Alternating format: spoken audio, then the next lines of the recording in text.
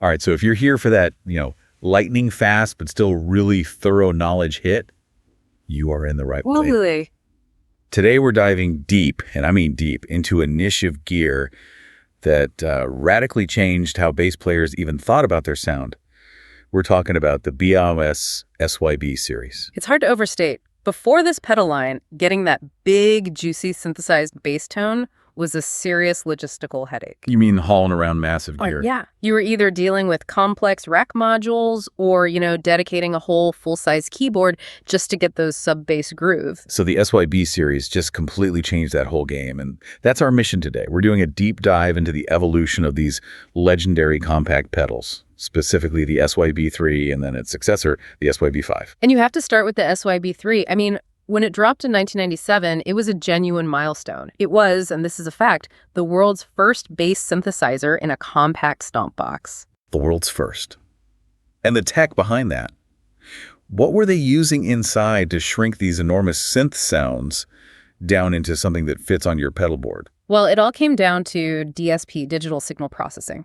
They were essentially modeling those classic analog waveforms, sawtooth, square, the things that define 70s and 80s synths. So they recreated them digitally. And that suddenly made these iconic, expensive textures accessible to any bassist. Now, we have to remember this was early DSPs, so the tone was, it was gritty, a little unstable, a little quirky. But that's what people love about it now, right? Exactly. That raw, kind of flawed character is precisely why the SYB3 is this iconic cult classic today. Okay, so let's unpack that. The raw charm of the SYB3, which ran from 97 to 2004.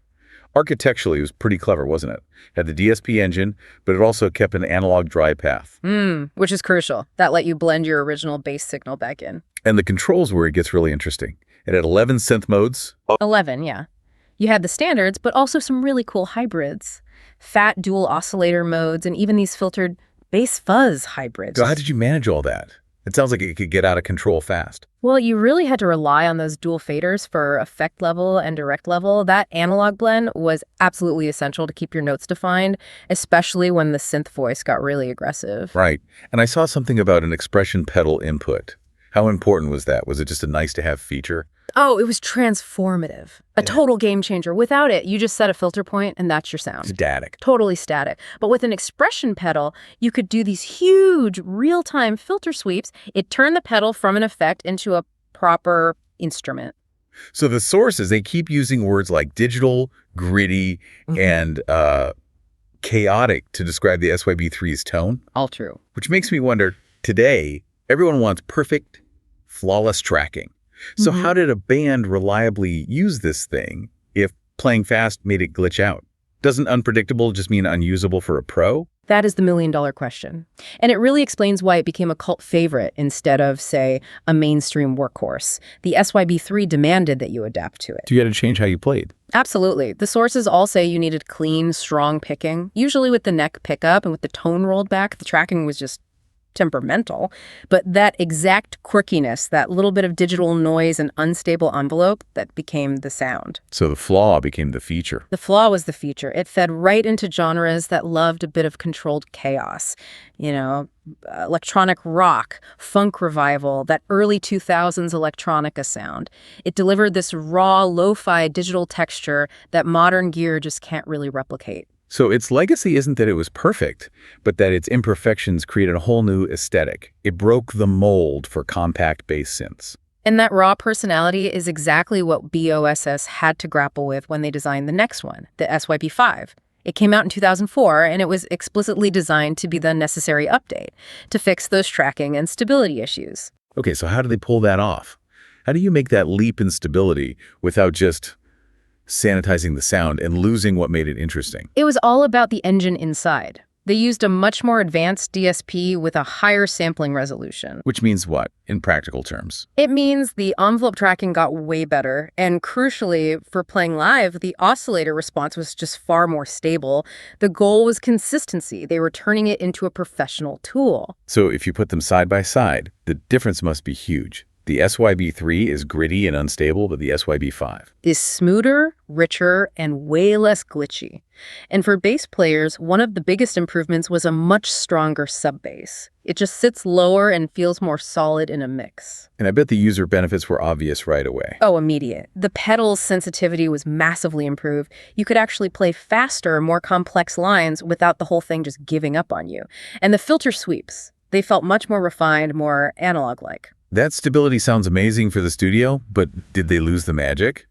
By cleaning it up, did it start to sound a little clinical? You know, they walked that line really well. It definitely smoothed out the rough edges, but it didn't completely abandon that core digital identity. It still has 11 modes, and it still has a hint of that familiar digital character. It's just predictable now. And that predictability is what let it break out of that experimental niche and into the mainstream studio. Exactly. All of a sudden, you could reliably use it in genres that need deep, consistent low end.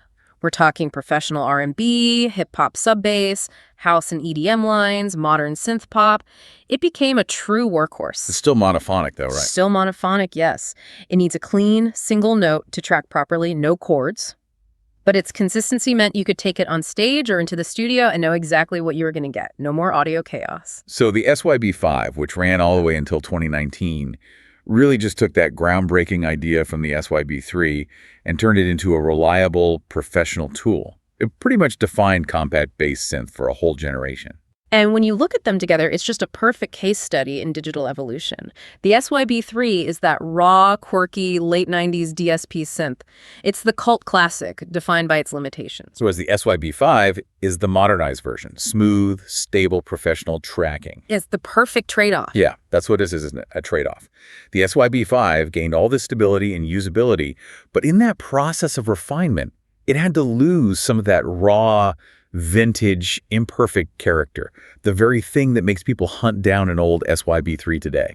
And the historical significance of the whole line, whichever one you prefer, is just massive. They paved the way for compact bass synthesis for over a decade. I mean, they were the standard until much later polyphonic engines like the SY1 and SY200 came along. They proved it could be done. So when you boil it all down, what does this mean for you? The key takeaway here is that the SYB series gives us this really clear snapshot of technological evolution. You can see it go from raw, groundbreaking early DSP right to polished, professional-grade digital modeling, all in that little BOSS pedal made for bassists. It's a perfect microcosm of how effects pedals advance. It really is. Which leaves a pretty interesting question for you, the listener, to think about. The SYB3 is beloved specifically because of its flaws, its unpredictable tracking, its digital artifacts. So if refinement and consistency, like the SYB5 offered, are technically superior, does innovation always mean you have to sacrifice that unique, flawed character that defines a cult classic? That tension between reliability and personality. Exactly. It's at the heart of how we value vintage gear.